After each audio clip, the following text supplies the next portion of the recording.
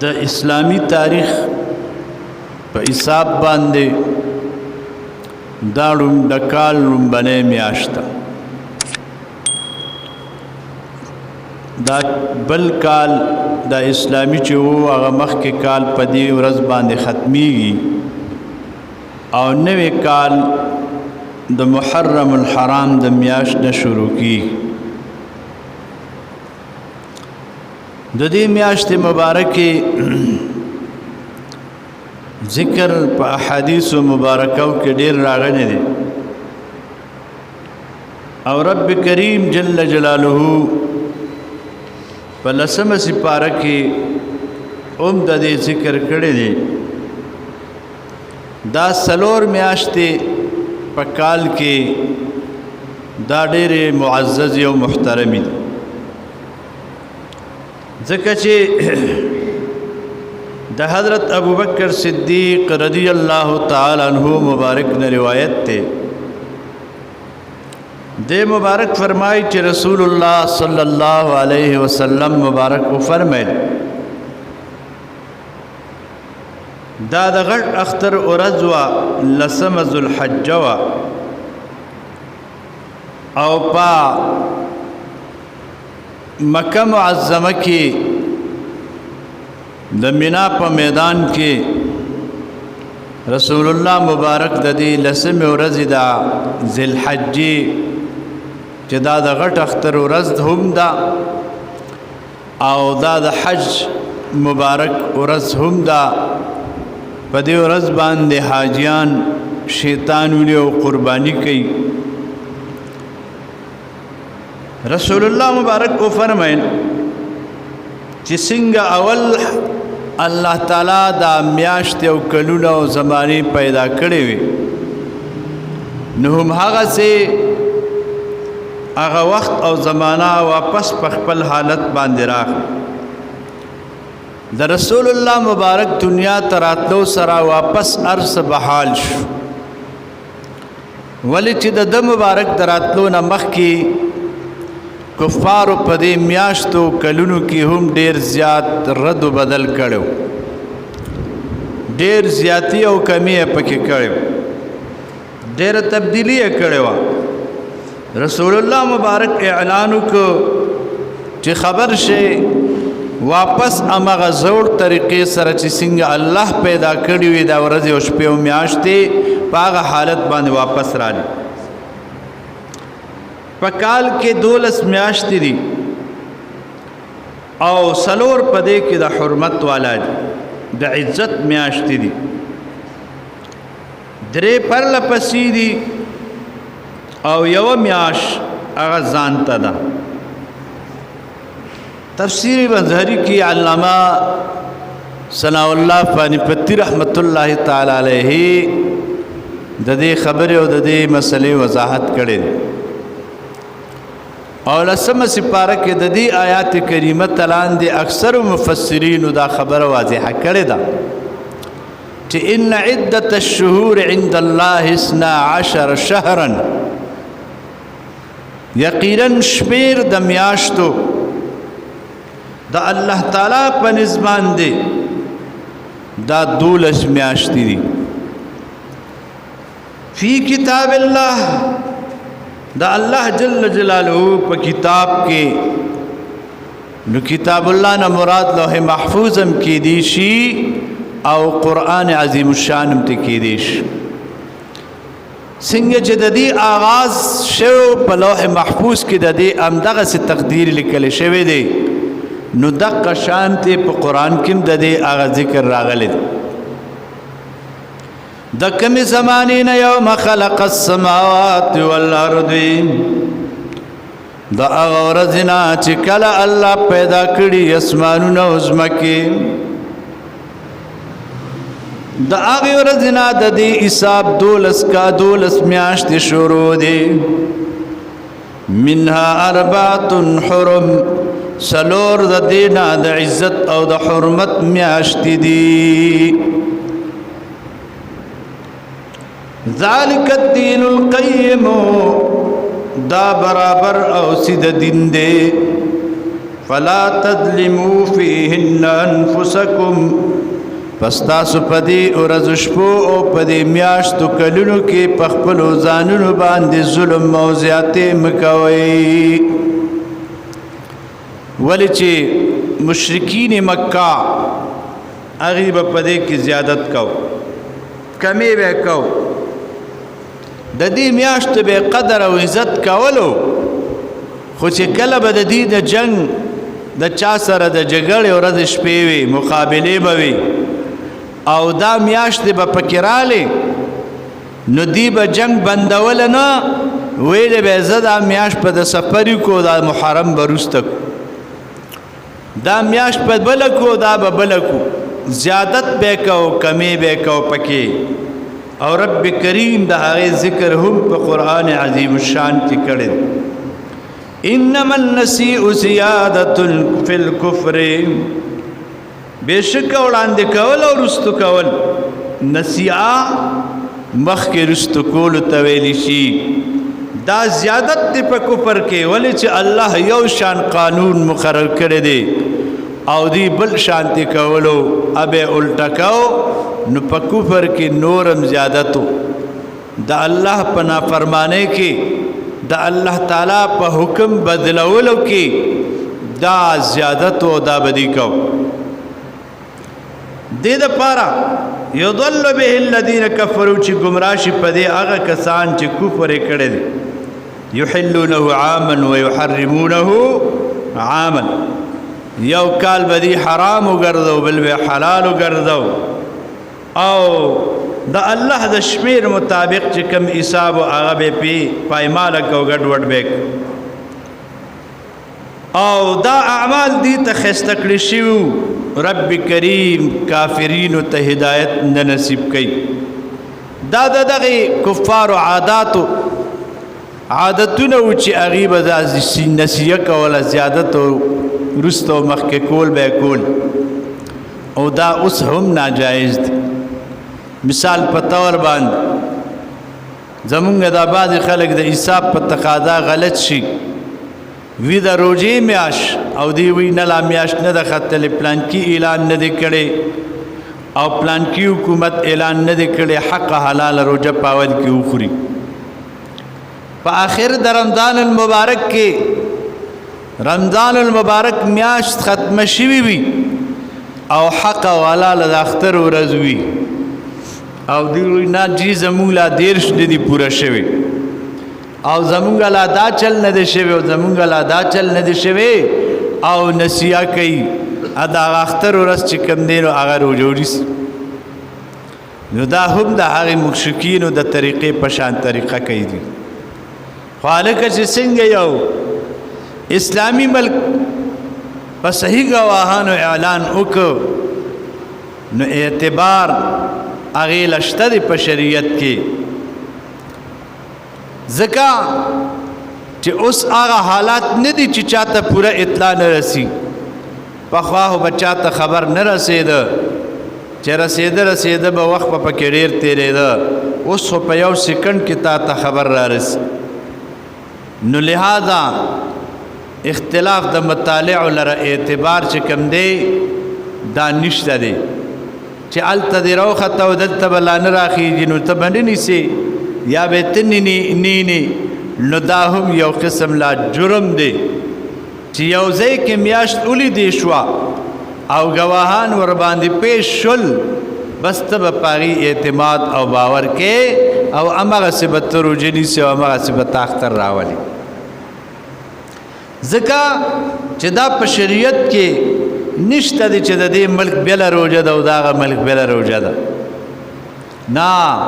دا د الله قانون دی چې د ټولو خلکو دپاره یو شان روژه او اختر ده.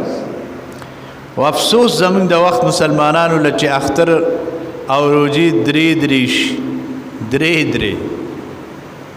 درې ورځې اختر او 3 ورځې روژه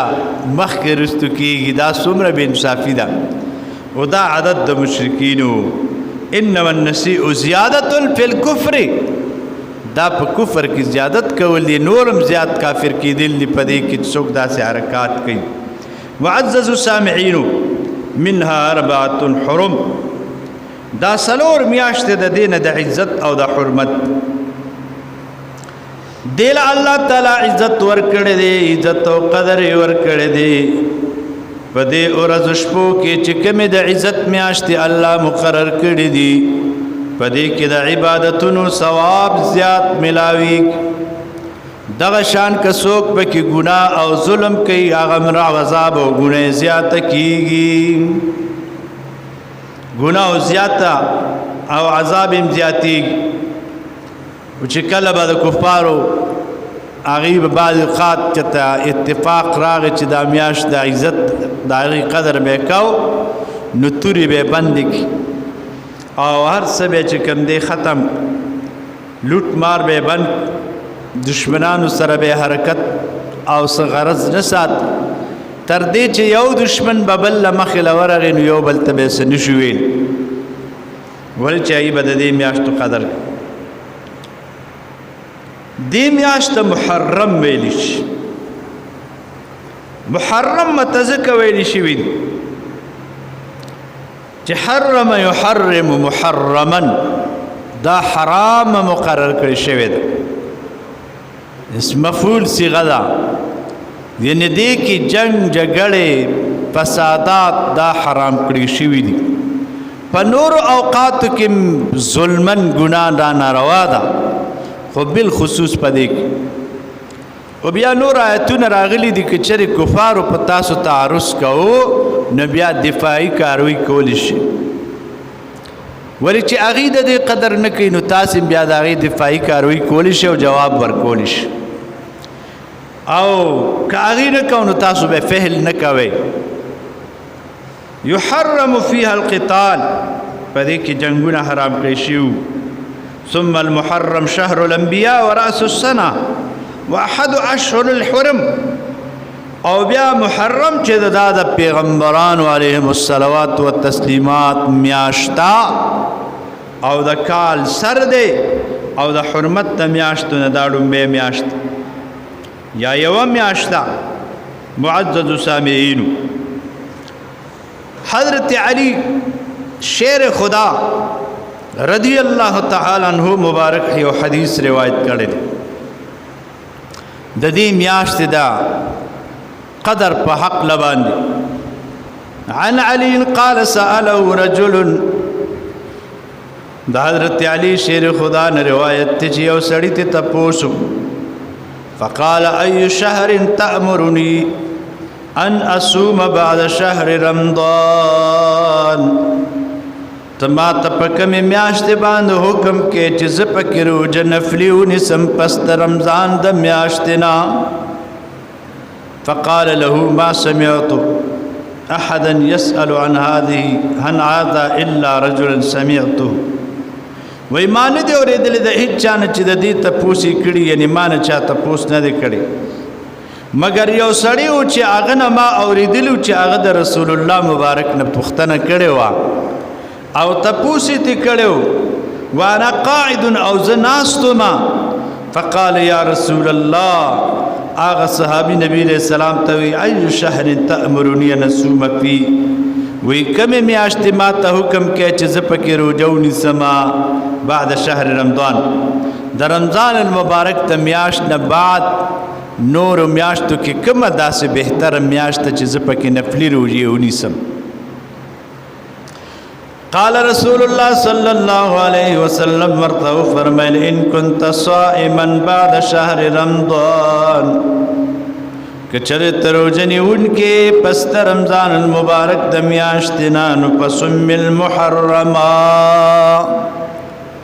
د محرم په میاشت کې روزي انیسا فانه شهر الله زکدا داس مبارک میاشت چې د الله دا فيه يوم تاب الله فيه على قوم ويتوب فيه على قوم آخرين پدې میاشت کې د یو قوم الله توبه قبول کړو او یو قوم باندې الله رجوع د رحمت فرمایلی و ترمذی شریف دا حدیث راوړی دی نو لہذا که نفلی روزي نیسي نو پدې میاشت کې ونیسه د هر میاشت خپل فضیلت تخا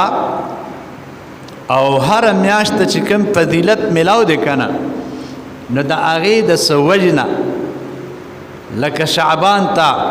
فضیلت ملاو دی په دې چې پای کې لیلة البراءت ته د رجب میاشت ته فضیلت ملاو دی په دې چې هغه میاشت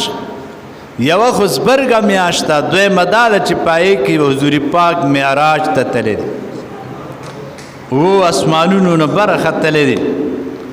ربیع الاول شریف میاشت ته فضیلت ملاو دی ولې چې پای کې امام الانبیا دنیا ته راغلی دی صاحب قرآن راغلی دی رمضان المبارک تم یو فضیلت ملاو دی ځکه چې هغې کې لیلة القدر دی او پای کې نزول قرآن شوی دی لومبی وحی پای کې راغلی دا او لیلة القدر پای کې راغلی دی نو هغې ته د هغې د وجې فضیلت ملاو دی او د دې ټولو منبع او سرچشمه چې دا هغه ذات با برکت د محمد رسول الله صلی الله علیه و آله وسلم دی ځکه چې علما او محققینو دا اتفاقی فیصله کړې ده چې دا څومره څه برکتونه دې میاشتو ته راغلي دي دا د امام الانبیا علیه السلام د خاطر نه راغلي دي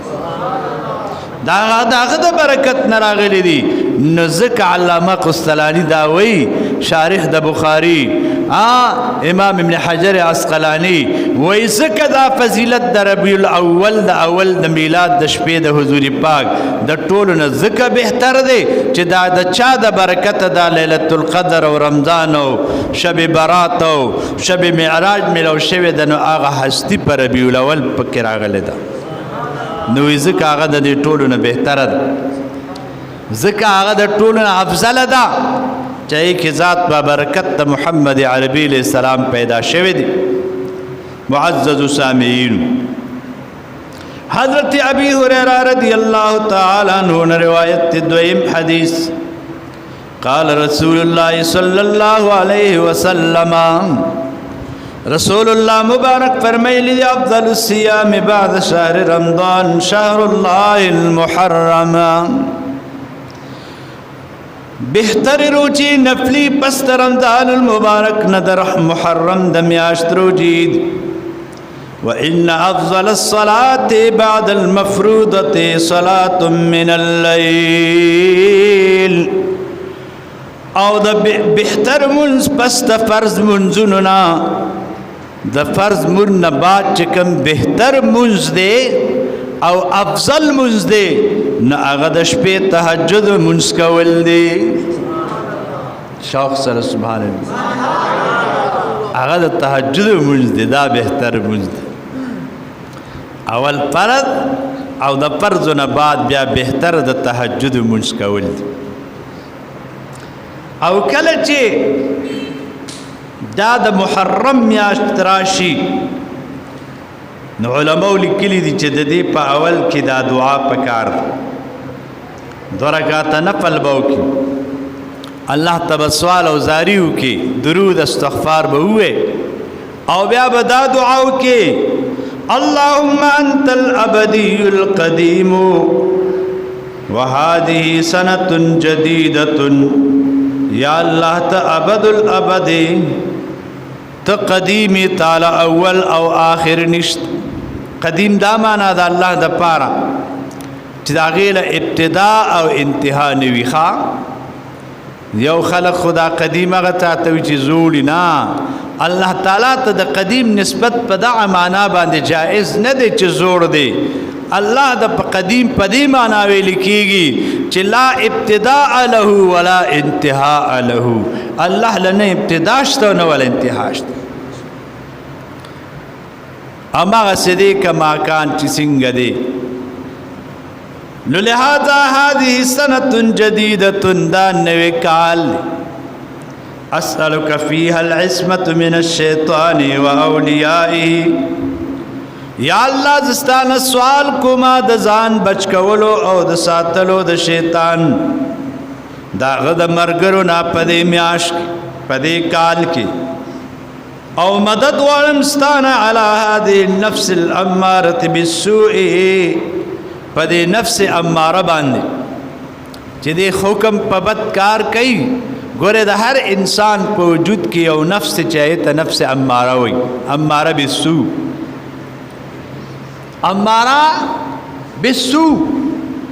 دا او قسم نفس قرآن عظیم الشان کې ذکر شوی دی وما ابرئ نفسی ان النفس لامارة بالسوء الا ما رحم ربی دا نفس اماره چې ده دا د هر سړیو د خره خزه دي او هر انسان ته په دې ضمیر کې دی په بد کار حکم کوي نفس کې دا سرکشي پرته ده که څومره ظاهر خسړیش خو اغله په ښه شکل کې را دی او په ښه کار کې وته د غلط خبره حکم کوي شیطان وته وسوسه اچي او دی وته حکم کوي وکا نو دا اماره بالسوء ته ویل شي او دغه نفس د یو کامل ولی الله په توجه او په ذکرونو باندې او په نظر کرم او ریاضت باندې دا بیا د اماره بالسوء نه چې دی لوامه شي لوامه لا اقسم بیوم القیامت ولا اقسم بالنفس اللوامه نفس اللوامه دی ته وایي چې دکې دومره صفاکی او صفائی پیدا شي چې دې د خو بدو تمیز کولی شو دی بیا غلط کار چې وکي نو دته ملامتیا په دې ضمیر کې محسوسي ملامت او تزان ښکاري او اماره به سوچي چې غلط کارو کې نو زور پړ کې فخر کوي چې داسې مې وکړل هغه ډېر خراب نفس دی سرکشه دی او لوامه هغه چې بیا هم څه نه څه پکې تمیز پیدا شي نو ځان څه ضمیر کې ملامتیا محسوسوي چېرې دا ګناه خو مې وکړه ښه کار مې ونه دا کار خو مې غلط وکړو دا خو مې یاره ښه ونه و چې نور هم د ذکر او توجهات زیات شي ریاضت او تقوی ډېره شي نو بیا د لوامه نه ملهمه شي ونفس وما سواها فالهمها فجورها وتقواها دغه بیا دومره کمال پیدا شي دی نفس کې چې دی پخپل باندې د الهام کیږي د رب کریم د جانبنا د تقوا ورته کیږي او د ګناه ورته کیږي چې دا ښه کار دی دا غلط کار دی لکه مخکې نه وته پته لګي هلته کې صفایي نه سره غلي یاره زه خو دا کار کوم خو ګوره دا ټیک نه دی یاره دا کار کوم دا ښه دی د دې نتیجه ښکلې ده الله به پیرانه راضي چې نو هغه الهام د تکی او بیا د یو څلورم حساب نفس دی هغه بیا د اولیاء نفس دی آیت نفس مطمئنه ویل شي هغه دا چې دی د الله په قضا باندې مطمئن وي د الله پر رضا باندې مطمئن وي د باقاعده صفائی او تزکیه شوی وي باطن صفا شوی وي د سکون او قرار د الله په ذکر او محبت باندې راځي په نور شیانو د سکون نه ملاوي سو پورې چې د ذکر نه کړي سو پورې چې د پاقای نامدار علی السلام مبارک درود نیویلې سو پورې چې د الله ته جړل او درود او استغفار نیویلې د ته اطمینان ناراضي نو په دغه باندې د ته اطمینان حاصلېږي پاغې د ته سکون حاصلېږي نو دغه نفس ته مطمئنه ویل شي پوهېږه زما په خبرو رب کریم د دې ذکر قرآن کې فرمایلی دی یا ایتها النفس المطمئنه اے آغا نفس چې ته په مقام د اطمینان مشرف شوی ته مطمئنه ګرځېدلې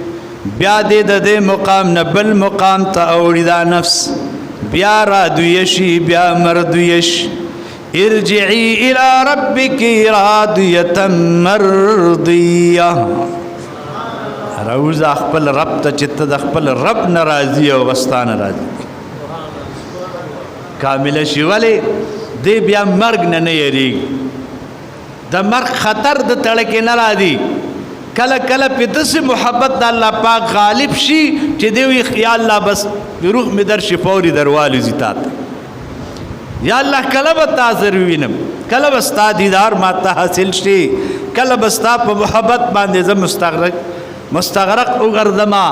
نو دی بیا په دې فکر کې وي نو دا هغه رادویه مردویه وي ښه دا اوه طبقې د نفسي او صوفیای کرام هغې د سلسله قادریه مبارک صوفیای کرام هغې دا اوه قسمه نفس دا په ریاضتونو په روجو د شپې په شوګیرو باندې دا شوګیره نه چې ګنټه وي خو بیا وده شي نه نه د ماسخوتن نه تر سهاره پورې ناست دي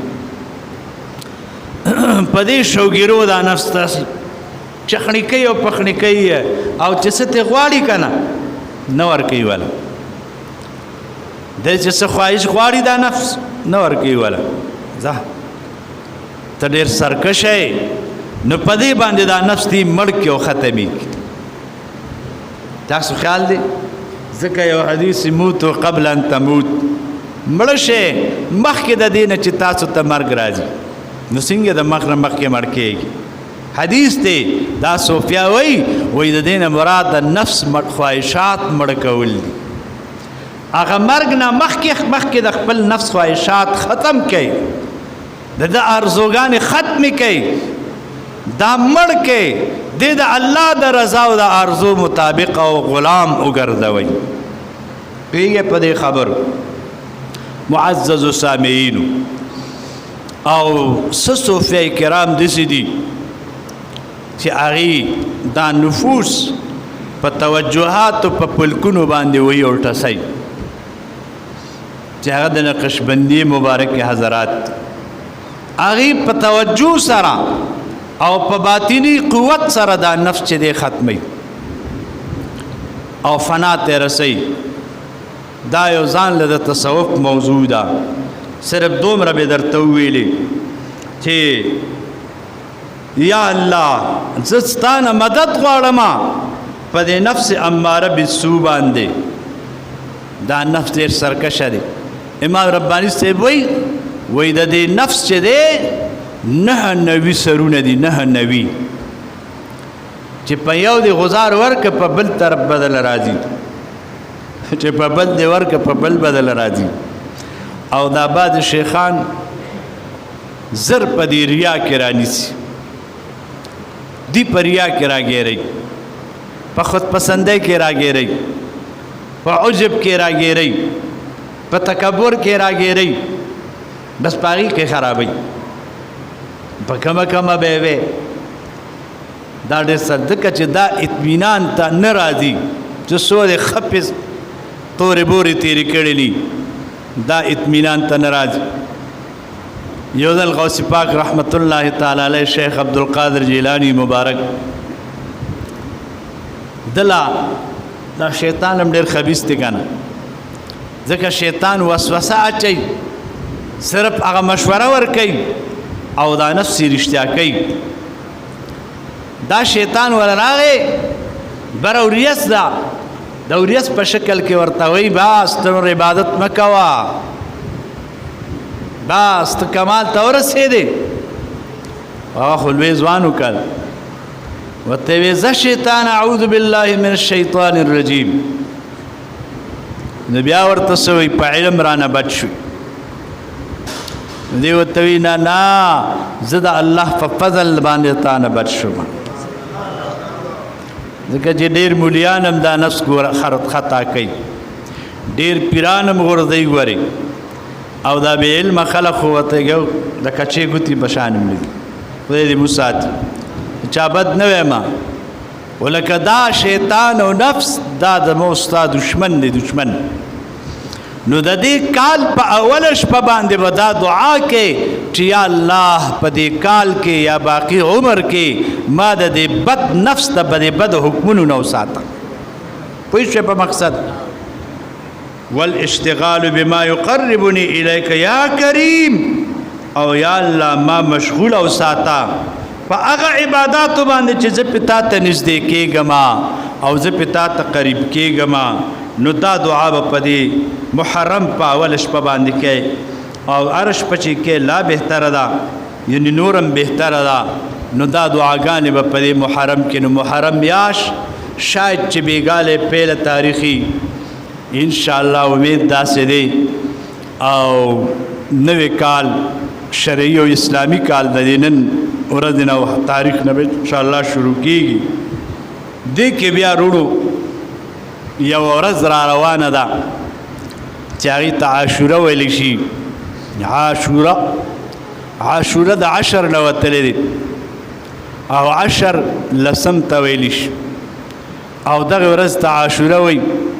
عاشوره دا معنا چې د دې ورځې لسمه ورځ د دې میاشتې لسمه ورځ او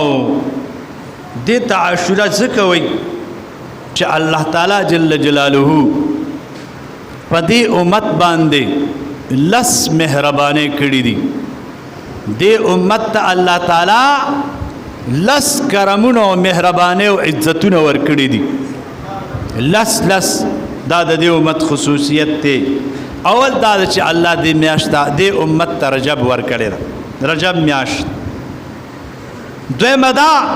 چې دې امت ته الله د شعبان میاشت ورکړي ده، ولې چې په شعبان کې 15 شپه د براءت ته او په دغه شپه باندې الله تعالی د ټول کال حساب د دې کال د مړو د رزق پراخېدو تنګېدو بارانونو زلزلو او د ټول کال حساب په دغه شپه باندې حواله کېږي. او درېیمه دې امت ته الله د رمضان مبارک میاشت ورکړې چې دا ډېره د عزت ته چې لیلة القدر پکې دي. څلورمه دا ده چې دې امت ته الله لیلة القدر ورکړې ده چې د هغې شپه باندې عبادت د زرو میاشتو د شپو نه د عبادت نه بهتر ده. پنځمه دا چې دې امت ته الله د وروکي اختر ورکړی. لسمه دا چې د غټ اختر ورځ او دا 10 ورځې د ذوالحجې ورکړي دي. اومه د عرفې ورځ الله ورکړی چې د 2 کالو ګناه پرې رجېږي چې څوک پرې روژه ونیسي او د غټ اختر. او نهمه د جمعې ورځ الله دې امت ته ورکړې ده چې د جمعې ورځ ته الله پاک حضور پاک علیه السلام سید الایام ویلی دی. او ځکه چې په دې جمعې ورځ کې داسې یو ساعت او وخت دی چې کم انسان په دغه وخت کې دعا وکړي الله پاک هغه دعا او سوال خامخا قبلوي. او بله کمال دا دی چې د تېرې جمعې نه تر دې جمعې پورې تا د جمعې مونځ وکړه، د تېرې جمعې د مانځه نه د دې جمعې پورې چې څونه ګناه تا نه شوې ده هغه تا ته الله پاک معاف کوي. دې امت ته الله دا خصوصیات ورکړي دي. او لسمه ولا عاشوره ورکړې ده. دا عاشوره د دې نور ډېر برکات دي او ډېر فضایل دي ان شاء الله العزیز که رب کریم ته منظوره وه. دې کې به څه بلې جمعې ته تاسو ته پکې څه ووایم. یو خبره پکې دا ده چې په ورځ د عاشورې باندې رب کریم د آدم نبینا علیه السلام توبه قبوله کړې وه. په دې د عاشورې په ورځ باندې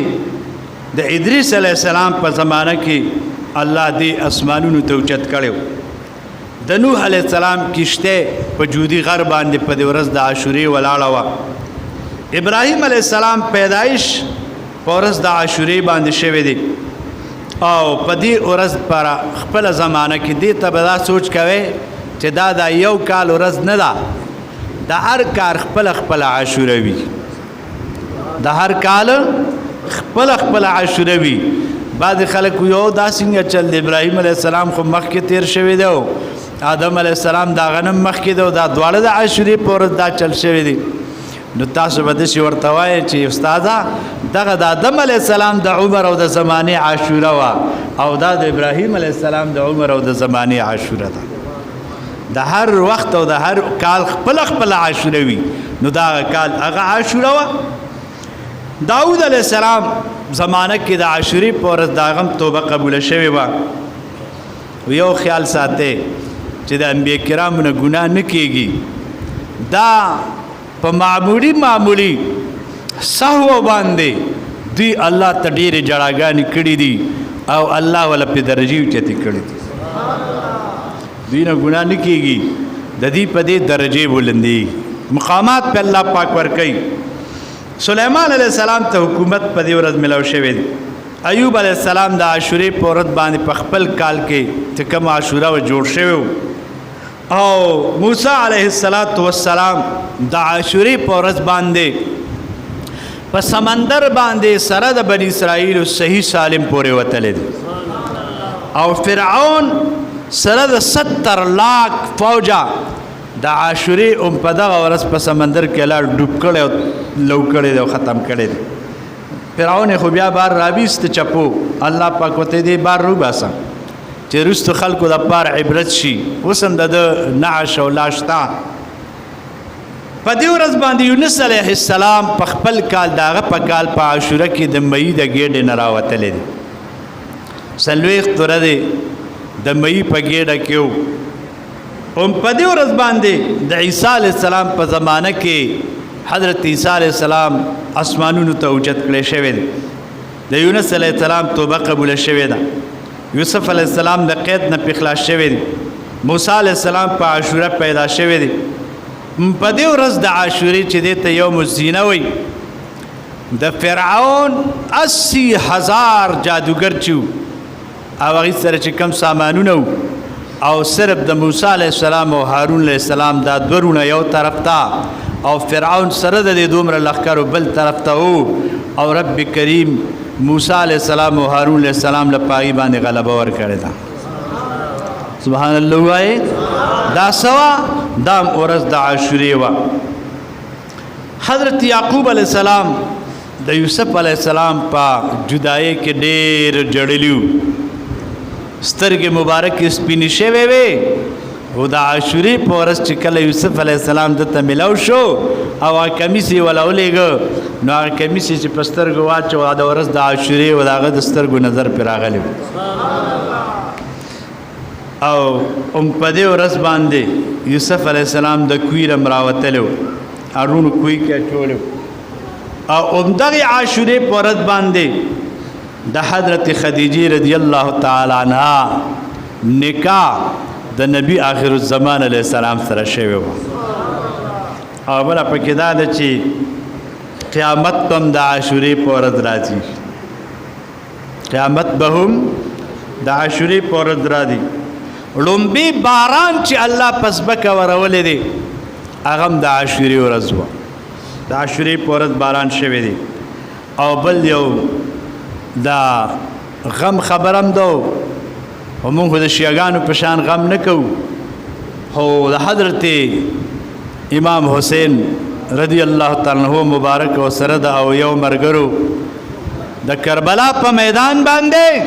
په ورځ د عاشورې د محرم باندې شهادت نصیب شوی دی دی شهادت ورکړی دی قربانی یې کړې ده او د یزید په بیعت کې ځان نه دی راوستلی د هغه په لاس کې لاس نه دی ایښلی نو دا د عاشورې مبارکه ورځ ده چې په دې باندې دا واقعات هم ډېر زیات شوي دي نو قیامت په دې ورځ راځي حدیث مبارک کې محبوب علیه السلام حضور پاک فرمایلی چې قیامت په د څه په ورځ باندې راځي او ورځ به د سوي د جمعې وي او عاشوره وي او وخت به سي ساختي وخت وي ساختي وخت کې به قیامت راځي خدای نه دی ښودلی مبارک چې د کم کال عاشوره وي کال یې نه دی ښودلی سنه نه ده ښودلی او علامه روح المانی صاحب د روح المانی محمود آلوسی صاحب هغه په دې تفسیر روح المانی کې لیکلی دي چې دا علم ورته الله پاک ورکړو خو امر یې ورته کړی و امر بکتمه چې دا به پټ ساتي چاته به نه وایي دا کال او سنه به نه ښیي چاته او نور یې ورته الله پاک دا علم ورکړی هغه د هغې علماو تحقیق دی الله ته علم دی او مونږ ته په دې باندې علم نشته دی الله او د الله حبیب په دې خبره ښه پوهېږي بس سبحان الله وایه صحابه کرام به چې کومه خبره کې رئیسار شو محبوب به ترې پوښتنه وکړه نو هغې به بیا څه ویلې الله ورسوله اعلم سبحان الله وایه الله ورسوله الله او د الله رسول ښه پوهېږي بس الکه صحابه لوی خلق دي کنه دا غینه هو چت څوک نشته کنه هغه وی چې الله او د الله رسول خپويږي نو مونږ وایو چې الله او د الله رسول مبارک خپوي او دې زمانہ کې بعض خلک رااله وی نه وی دا چې ته د سیوې دا خو تا پیغمبر علی السلام خدای سره شریک کو تا وی چې الله او رسول خپيږي نو دا خو تا شرک کو نو تاسو ورته د سیوای چې الکا دا ته په شرک خپويږي که صحابه کرام په شرک خپویدل او دا ته په شرک خپيږي که حضور پاک په شرک پویدلو چې صحابه وی الله و رسوله اعلم حضور پاک به او سیدا دا سینې دی ویلي چې دا مو وایي دا خو تاسو شرک کوي ما د خدای سره په علم کې برابر وي نو برابر خو نه دی خدا جمله د ادب ده دا جمله د څه ده جواب را کوي کنه دا د څه جمله ده د ادب جمله ده چې یا رسول الله تو خدای پویږي مونږ ته پته نشته دی دا د ادب جمله ده نور پدې کې د ځان ده نه چې دومره دی او دومره دی او دومره نه دی دا تولونه د ځان مکوا د باندې ستاره مخکې په کرولونو صحابه علما اولیاء تیر شوي دي هغه په دې جملو پویدل امام بخاری په دې پویده امام ابو حنیفه په دې پویده امام ترمذی په پویده امام مسلم په پیده امام ابو داود په پیده امام نسائی په پیده امام مالک په پیده امام ابن ماجه په پیده هغه امدغه صدا الفاظ د حدیث را روایت کړي دي پتیګره تو بدل نه کړي هغه اړو دا ویل دي چې دا ټکی ته کټ کې ول چې دا شرک ولی چې څنګه صحابه ویلي دی هغه وی الله ورسوله اعلم الله ورسول خپويږي چې دا په کومه سنه باندې قیامت د دې علم الله ته دی الله دې زموږ استادو صحیح عقیده نصیب کی